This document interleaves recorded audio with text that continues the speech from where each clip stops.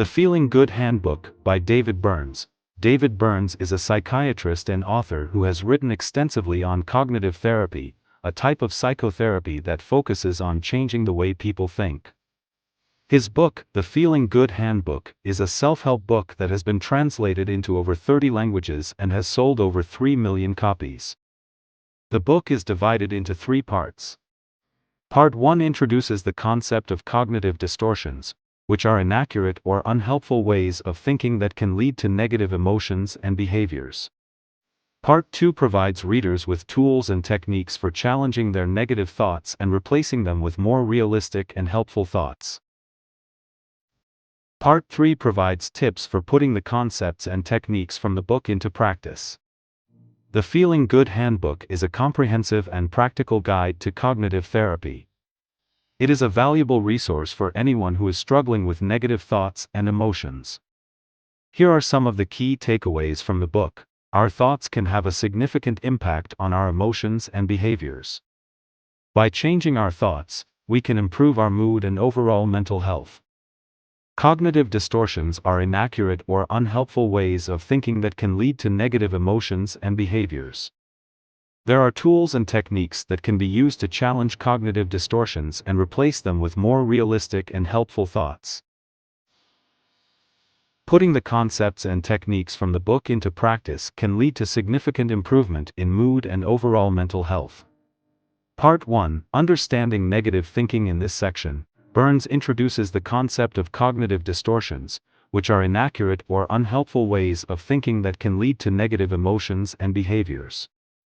He discusses 10 common cognitive distortions, including all-or-nothing thinking. This is the tendency to see things in black and white, with no shades of gray. Catastrophizing. This is the tendency to see the worst possible outcome in any situation.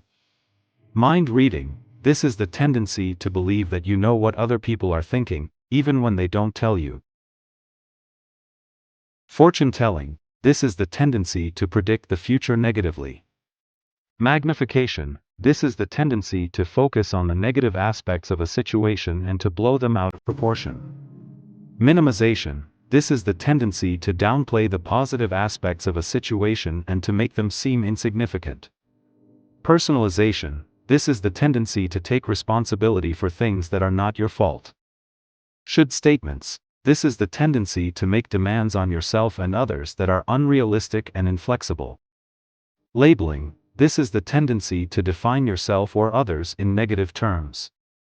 Burns argues that cognitive distortions are at the root of many emotional problems, such as depression, anxiety, and anger. He provides readers with tools and techniques for challenging their negative thoughts and replacing them with more realistic and helpful thoughts. Here are some tips for challenging your negative thoughts. Be aware of your negative thoughts. The first step to challenging your negative thoughts is to become aware of them. Pay attention to the thoughts that you have when you're feeling down or anxious. Question your negative thoughts. Once you're aware of your negative thoughts, ask yourself if they're really true. Is there any evidence to support your negative thought? Is there any evidence to contradict your negative thought? Replace your negative thoughts with more realistic thoughts. Once you've questioned your negative thoughts, replace them with more realistic thoughts. This may take some practice, but it's important to keep trying. In Part 2, Burns provides readers with a variety of tools and techniques for challenging their negative thoughts and replacing them with more realistic and helpful thoughts. These tools include thought records. This is a tool for tracking your negative thoughts and identifying the cognitive distortions that are underlying them. To use a thought record, simply write down the following information about each negative thought: the situation, what happened that led to the negative thought. The negative thought, what did you think about the situation?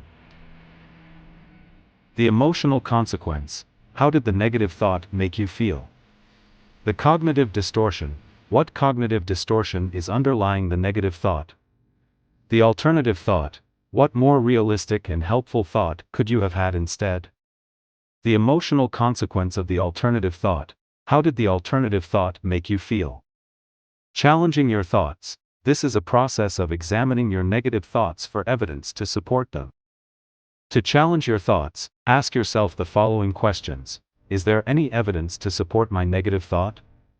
Is there any evidence to contradict my negative thought?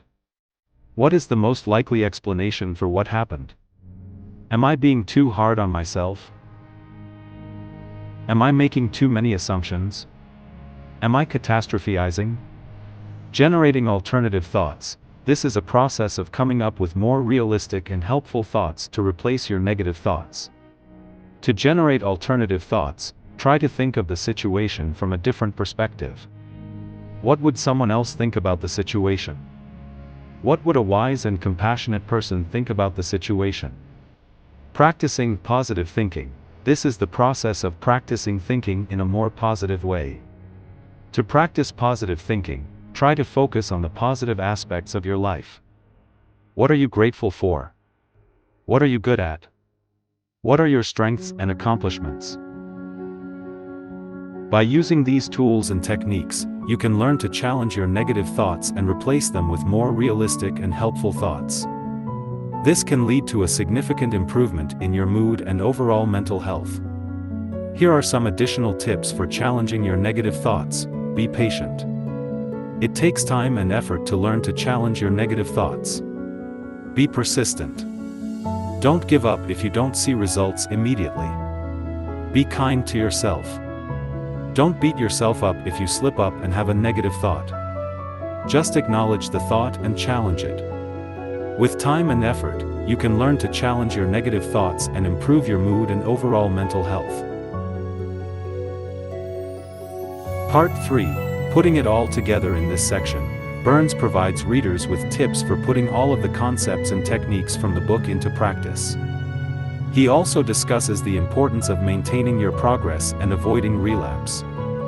Here are some tips for putting the concepts and techniques from the book into practice. Read the book slowly and carefully. Don't try to rush through it. Take your time and absorb the material. Work through the exercises and worksheets. The exercises and worksheets are designed to help you learn the concepts and techniques from the book. Don't be afraid to ask for help from a therapist or counselor.